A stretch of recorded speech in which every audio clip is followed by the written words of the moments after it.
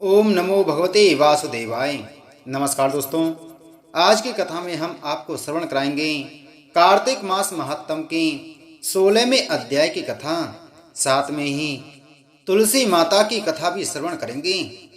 नारद जी बोले कि विष्णु जलंधर नगर में जाकर वृंदा का पतिव्रत धर्म भंग करने की सोचने लगे।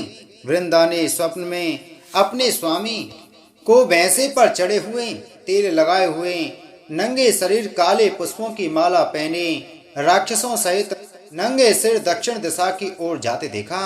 अपने नगर को भी सागर में डूबा हुआ देखा। तब वृंदा जाग गई और स्वप्न का विचार करने लगी। सूर्य में छेद व कांतिहीन देख, इन अशुभ लक्षणों को देख वह रुदन करने लगी। उसे नगर अटारी में चैन न मिला तो वह दो सखियों के साथ बगीचे में आई, परंतु उस भयभीत वृंदा को सुख न मिला। तब वह घूमती हुई वन में निकल गई। वहां उसने शेर के समान भयंकर मुख, डाढ़ और आंखों वाले दो राक्षसों को देखा। उनको देखकर वह डर गई और भागने लगी। उसी समय उसने शांति रूप मौन धारण किए शिष्य सहित एक तपस्वी को देखा। तब वृंदा राक्षस के डर से वह मुनि की शरण में जाती हुई बोली, हे मुनि, मैं आपकी शरण में हूँ, मेरी राक्षसों से रक्षा करो। मुनि ने अपनी हुंकार मारकर राक्षसों को भगा दिया। मुनि के हुंकार से राक्षसों को भगा देख वृंदा प्रणाम करके यह वचन बोली, हे महाराज, आपने मेरी रक्षा की है, अब मेरी सुनिए। मेरे पति जलंधर शिव के साथ युद्ध करने गए हैं, सो वहां वे कैसे हैं? मुनि, मुझे अपने ज्ञान द्वारा यह बताइए। नारद बोले, मुनि वृंदा के वचन सुन ऊपर देखने लगे। उसी समय दो वानर आए और मुनि को प्रणाम कर खड़े हो गए। मुनि ने भृकुटी द्वारा संकेत दिया और वे वानर आकाश में चले गए। कुछ समय बाद मुनि के सामने आकर खड़े हो गए। उनके हाथ में जलंधर के सिर व कवच थे। उन्हें देख वृंदा पति दुख से दुखी होकर मूर्छित हो गिर पड़ी। तब मुनि ने कमंडल से पानी छिड़ककर उसको चैतन्य किया। तब वृंदा अपने मस्तक को पति के मस्तक पर रखकर दुख से रोने लगी। वृंदा ने कहा, हे प्रभु, आप मुझे जो पहले सुख देते थे, सो आज आप निरपराधनी से क्यों नहीं बोलते? विष्णु सहित कई देवता और गंधर्वों को जीतने वालों को आज एक तपस्वी ने कैसे मार दिया? नारद जी बोले, वृंदा रोती हुई मुनि से बोली, हे मुनियो, मैं श्रेष्ठ, आप इन्हें जीवन दान दीजिए, इसे जीवित करने में आप समर्थ हैं। नारद जी बोले, उनकी बात सुनकर मुनि ने हंसकर कहा, यह युद्ध में शिवजी द्वारा मारा गया है, यह जीवित नहीं हो सकता, परंतु फिर भी मैं तेरे ऊपर कृपा करके इसको जीवित करता हूँ। नारद जी बोले, इस प्रकार कहकर मुनि अंतर्ध्यान हो गए और जलंधर एक ओर से आता दिखाई दिया। उसने वृंदा को आलिंगन करके उसके मुख का चुम्बन किया और वृंदा भी अपने पति को पाकर अति प्रसन्न हुई। वे दोनों काफी समय तक वन में रमण करते रहे। एक दिन रति के पश्चात विष्णु को पहचान गई। तब क्रोधित हो वृंदा विष्णु से बोली, पराई स्त्री के साथ भोग करने वाले तुमको और तुम्हारे शील को धिक्कार है। मैंने तुम्हें जान लिया है, तुम माया तपस्वी रूप धारण करने वाले हो। तुमने माया से जो दो राक्षस दिखाए थे, वे तुम्हारे ही द्वारपाल थे। वे ही वानर राक्षस बनकर तुम्हारी स्त्री को चुराएंगे और तुम स्त्री के दुख से दुखी होकर वन में बंदरों की सहायता लोगे और जो तुम्हारा शिष्य है वह मृग बनेगा। ऐसा कहकर वृंदा चिता बना अग्नि में प्रवेश कर गई। वृंदा को विष्णु ने बहुत रोका, परंतु वह नहीं मानी। इसके बाद विष्णु चिता की भस्म लगा वही रहने लगे। मुनियों के बहुत समझाने पर उनका मन शांत न हुआ। इति श्री कार्तिक मास महात्म 16वां अध्याय संपूर्ण।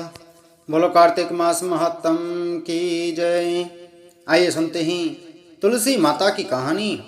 एक बार शिव ने अपने तेज को समुद्र में फेंक दिया था। उससे एक महातेजस्वी बालक ने जन्म लिया। यह बालक आगे चलकर जालंधर के नाम से पराक्रमी दैत्य राजा बना। इसकी राजधानी का नाम जालंधर नगरी था। दैत्यराज कालनेमी की कन्या वृंदा का विवाह जालंधर से हुआ। जालंधर महाराक्षस था।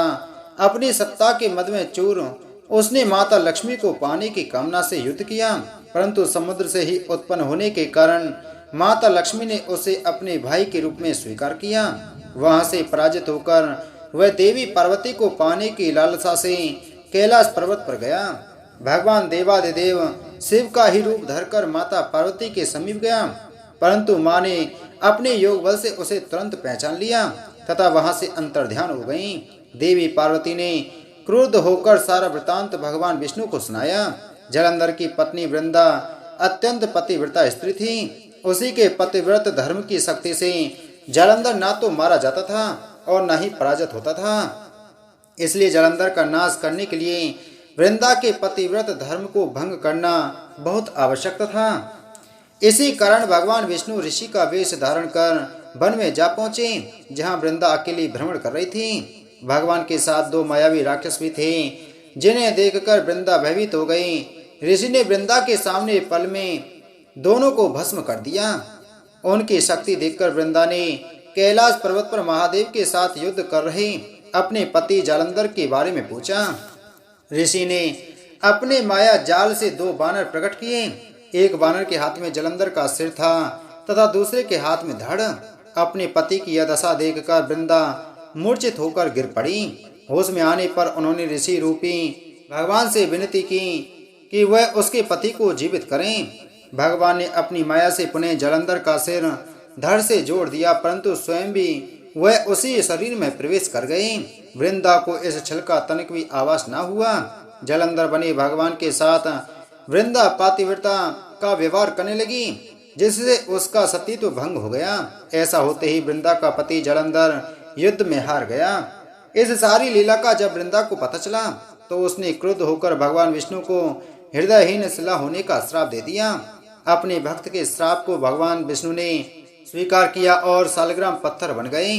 सृष्टि के पालनकर्ता के पत्थर बन जाने से ब्रह्मांड में असंतुलन की स्थिति हो गई। यह देखकर सभी देवी देवताओं ने वृंदा से प्रार्थना की कि वह भगवान विष्णु को श्राप मुक्त कर दें। वृंदा ने भगवान विष्णु को श्राप मुक्त कर स्वयं आत्मदाह कर लिया। जहाँ वृंदा भस्म हुई वहाँ तुलसी का पौधा होगा। भगवान विष्णु ने वृंदा से कहा, हे वृंदा, तुम अपने सतीत्व के कारण मुझे लक्ष्मी से भी अधिक प्रिय हो गई हो। अब तुम तुलसी के रूप में सदा मेरे साथ रहोगी। तब से हर साल कार्तिक महीने के देव उठने एकादशी का दिन तुलसी विवाह के रूप में मनाया जाता है।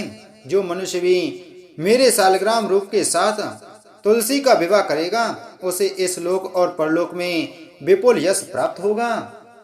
उसी दैत्य जालंधर की यह भूमि जालंधर नाम से विख्यात हुई। सती वृंदा का मंदिर मोहल्ला कोट किशनचंद में स्थित है। कहते हैं कि इस स्थान पर एक प्राचीन गुफा भी थी जो सीधी हरिद्वार तक जाती थी। सच्चे मन से 40 दिन तक सती वृंदा देवी के मंदिर में पूजा करने से सभी मनोरथ पूर्ण होते हैं। जिस घर में तुलसी होती है वहाँ यम के दूत भी असमय नहीं जा सकते। मृत्यु के समय जिसके प्राण मंजरी सहित तुलसी और गंगा जल मुख में रखकर निकल जाते हैं वह पापों से मुक्त होकर बैकुंठ धाम को प्राप्त होता है। जो मनुष्य तुलसी व आंवले की छाया में अपने पितरों का श्राद्ध करता है उसके पितर मोक्ष को प्राप्त हो जाते हैं। बोलो तुलसी माता की जय। बोलो विष्णु भगवान की जय।